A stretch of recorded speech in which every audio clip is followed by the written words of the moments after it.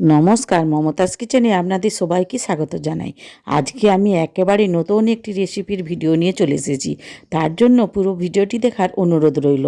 দেখুন, এখন তো বাজারে প্রচুর সন্নে ফুল পাওয়া যাচ্ছে, আর গাছেও প্রচুর সন্নে ফুল হয়েছে এই বছর। দেখুন, এখানে আমি সন্নে ফুল নিয়েছি।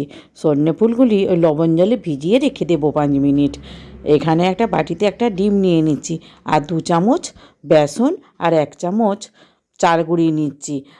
অল্প হলুদ, জিরে, লঙ্কা আর কাঁচা লঙ্কা, আদা রসুনের পেস্ট দিয়ে দেব। দিয়ে এটি ভালো করে ডিমের কুসুমটি মেখে নেব। এখন এরপর সজনে ফুলগুলো ছেঁকে দিয়ে দেব।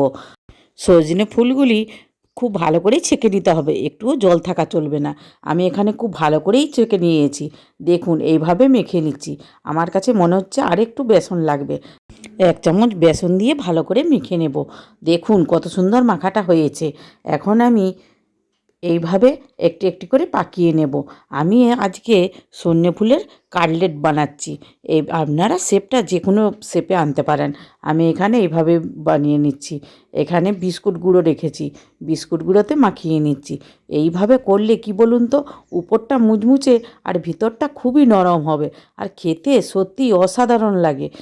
খেয়ে কেউ বুঝতেই পারবে না এটা আমি কী দিয়ে বানিয়েছি, সজনে ফুল দিয়ে না অন্য কিছু। এইভাবে আপনারাও একবার হলেও বানাবেন।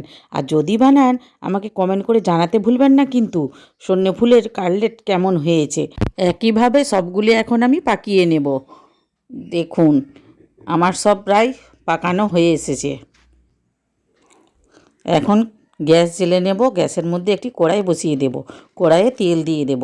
তেল দিয়ে অল্প গরমেতেই আমি কাটলেটগুলি দিয়ে দেব। কাটলেটগুলি 5 মিনিট ধরে উল্টে পাল্টে কম আঁচে ভাজতে হবে, তবেই উপরটা মুচমুচে হবে আর ভিতরটা নরম হবে। আর যদি ফুল আঁচে করা হয়, কি বলুন তো, উপরটি মুচমুচে হয়ে যাবে আর ভিতরে কিন্তু কাঁচা রয়ে যাবে, তখন সেটা খেতেও ভালো লাগবে না। তাই একটু কম আঁচেই বসে বসে ভাজতে হবে। দেখুন, এগুলি আমার এখন ভাজা হয়ে গেছে। এগুলি একটি ছান্তা দিয়ে তুলে নেব।